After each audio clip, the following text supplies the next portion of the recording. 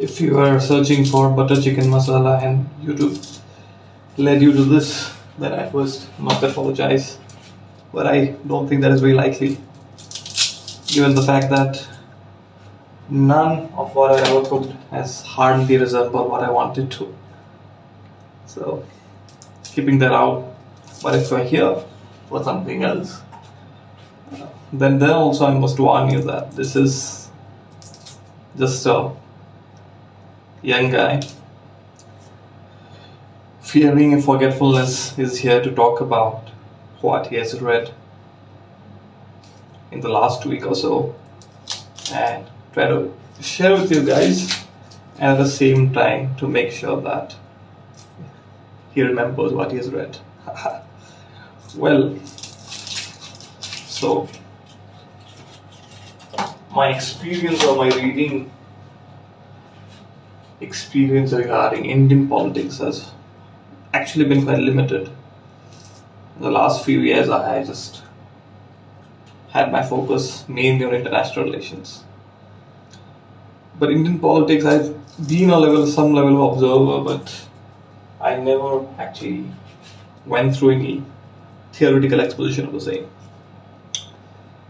And in that sense, I was quite a little bit excited to having started reading Pratap Mehta's Burden of Democracy. Right. So consider this sort of a review or a PE, I suppose, but I'm someone who's very impressed, very excited, I think beyond expectations. I think Pratap Bhanu Mehta has written something that doesn't take away the romance of Indian politics from the theoretical understanding of the same. It's one of those very rare works where I would say that his theoretical understanding has in fact boosted or at some level give that vitality to the romance of Indian politics. It's a very short book, I think, and even if it is some sort of review, I would expect the dear listener to go back and buy the book. It's a short book. It's a very handy book. You can go through metro or something, or you might just be reading this book. So I think Pratap Bhanu Mehta's book is very interesting because of many reasons. I think he starts from the premise that the exceptionality of India as a democracy. I think there has and it gets very overlooked in the Indian debates and Indian cultural wars, is that India is the most unique case. There has not been another one that has chosen the path of democracy, being as large in terms of size and scale as India. It's almost unbelievable, and to many observers, in fact, it was an impossibility which would get reversed like any other major country that faced threats from the military or faced some sort of threat. So it's a very unique one, I think, and Pratap Bhanu Mehta quite starkly makes the point that what a great experiment the Indian democracy itself is. And though which is these challenges, it has persisted. It has overcome its challenges on various fronts. Now, he talks about a lot of this, and he never actually gives a sort of legal sort of understanding or explanation regarding what is democracy, which I found quite brilliant. Of course, I always used to think that what is democracy is a very, very subjective sort of question, and almost everyone can give you a rather way too expansive a definition that it doesn't mean anything, or someone so specific still doesn't mean anything. So, when you accept the premise that democracy is a work in progress, you learn, then you change, and there is no reason for us to actually confine ourselves to one set of ideas over time and accept the fact that this is what democracy means. There is no zero possibility of that. Primarily because almost all other human endeavors are fast evolving, are always evolving. If you look at language, any person could go back and say, this is how you're supposed to speak. But I think those people are still are getting out of fashion, in the sense that now the lingo, so to speak, I mean, you ask anyone what does the term lingo means, it you would have a tough time, but it is something that has it is caught on, and it is the rule book, so to speak, which is doing a lot of this catching and has to include more words rather than say that let's file a case in the court. So in one sense, it is only understandable that any political system has to go through some level of evolution, or it risks being involuted, or it risks being something that does not have the capacity to to represent or to give voice to the aspirations of people. I think Pratap goes on to say that how uh, during the this thing when India got independence or was getting independence, the optimism regarding when India got independence or was getting independence, the optimism regarding politics as an instrument giving voice to the issues, or being effective. I mean, if there was no law, then there was the state. If there's too much uh, uh, too much of one thing, too much corruption, then the state will come. Too much of this, too much of that, then the state will come. And it was so supposed to be like that. I mean, for all intents and purposes, the socialist model was based upon an overarching understanding of state, an overarching, overlooking, always there sort of state. So these were all aspirations of the Indian government, the Indian state. But it soon had to come face to face the fact that it had certain subject limitations. The state capacity was not worked upon. Certain fundamentals were missing out, which made certain questions more important. And this is one point that Pratap comes and touches upon in the later parts of the book, where he talks about how socialism in one way has always meant a level of a state that defines itself, or asserts its existence through the regulation of things rather than delivery of certain things. It is like, if you need a license, you have to go to the state. All of a sudden, from a delivery system or sort of a state that is providing for everything, all of a sudden the state's concept was not exactly something that was an instrument for something, but rather simply because it existed there, and it itself represented power, rather than it being an instrument to attain certain level of prosperity, or to attain a certain level of, or to rather give a level of power, or divulge some power to the to at some level the underrepresented or the marginalized, so to speak.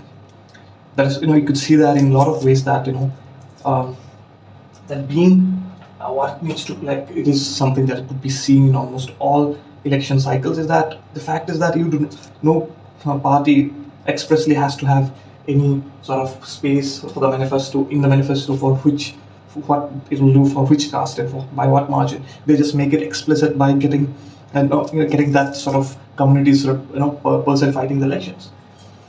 It is almost as if that if you have given them their some level of representation in the state, and that much is it, through which access to at some level power, you that is the object of state, to be powerful and assert its existence to regulation, rather than by delivery systems, or by being effective in certain levels of governance, or to divulge power rather than indulge itself in power.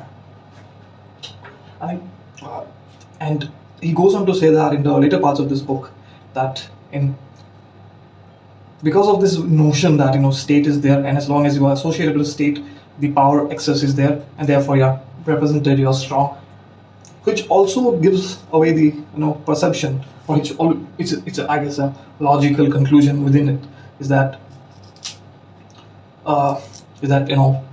government jobs, or at some level government is the one that is going to protect. Therefore, it is also at some level goes against the understanding that of what he says, as what he speaks of as equality, and as I was pointing out later before, that Pratap Bhanu Mehta understanding of democracy is some level he has quoted extensively from Alexis Tocqueville's book on democracy of America, where it compares France's democracy with America's democracy.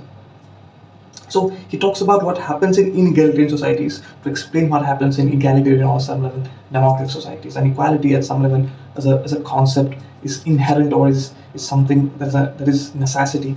There's a necessity in democracies, and that is the fundamental of what constitutes a democracy. Now, Pratap Bhanu Mehta very interestingly does not actually talk about democracy simply in a Marxist terms of material wealth. I think what Pratap gets at is also something very transcendental. I think this part I think is the most underrated part, because most people, whenever we talk about democracy, we have to talk about political representation, or in terms of equality, we're talking about political representation, or at some level the material wealth or something. But we never arrive at the fundamentals of what drives the caste system, so to speak, or it used to or currently is.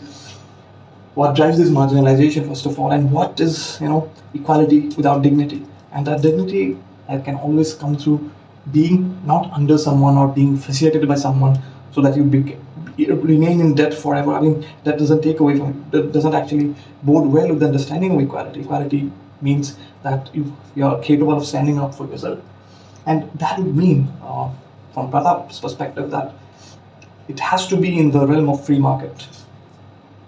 That there is no I think free market is essential for the fulfillment of equality.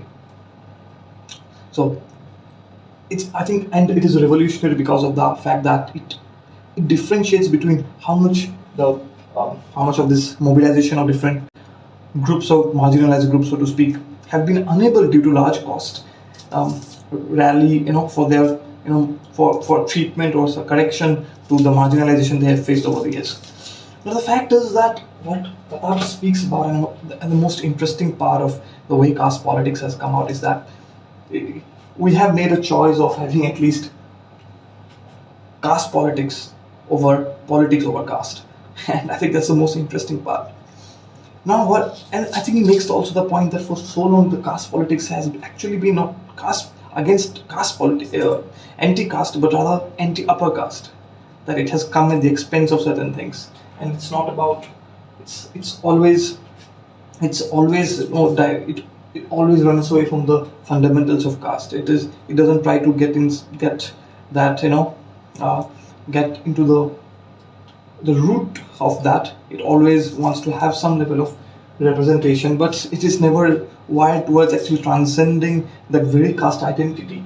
It is, in fact, wired towards honing up your caste identity, and not because it is based upon the fact that that caste identity is supposed to mean a level of equality or something, but rather that caste identity is what they will get justice out of it, some level equality out of. Yet that sort of understanding never gets at the fundamental fact of life, that what has given rise to this level of system of caste, where people get marginalized based upon their identity, and identity that they have no what I can say no, not a chosen identity, but just what it is, right? Now I think Pratap also makes the point that to the normal, what you can say, the problems of what identity politics stands for overall. If you look at different countries that Pratap speaks about the Hindu nationalism in India, that how much of that has played into what you can say the identity politics, rather than for Martin Luther King's perspective, the content of your character rather than the skin or color of your skin. But I think Pratap also notes the point that Martin Luther King is saying that because he knows how it is like to be judged on the basis of your color. So it's like it's the opposite of that, but it is not negating that fact. But yet that doesn't seem to be the one that is happening. Even when we talk about justice in different justice against the caste system, so to speak, or some level of equality. Therefore, the challenge has always been the I can say the vagaries of identity-based politics, and it has been the case for the longest times. On many fronts, I think Pratap is. I hardly have. I have come to these moments where I just go silent for some time, just to absorb what he has said, and I think so much of what he has said being so true to me. For example, I think further going into the concept of equality, you know, we all have been somehow, doing some job or something, or have seen our father or some people do the job. It has been, it is so common in India that, man, that if someone, there's a hierarchy in offices, but that hierarchy doesn't seem to go away in social life. I mean, if someone is someone's boss, then he's he's considered to be boss even outside your office. There is no sort of differentiation between the professional and the personal. Therefore, what really happens is that we're reduced to a job, so reduced to what we do rather than what we are. And that is where there is a negation of the self. That is where, if you negate the self, if you do not accept the fact that there is someone who is inherent to his self, then effectively what really happens is that you can be molded in certain ways, but you'll never feel equal ever. I think so. He's not talking only about the political one. He's talking about how to build how to democratize our how is not the right word, but the need. He talks about the need for democratization in our social connections or social interactions, which social as well as professional interactions, that could only pave the way for some more democracy on the higher levels. So again, before I just conclude, I would still say that just don't listen to me. Go grab the book, read it, and you'll enjoy it quite a lot. And do ask me some questions, or tell me something, give me a feedback in the comment section. And thank you for joining me. See you next time.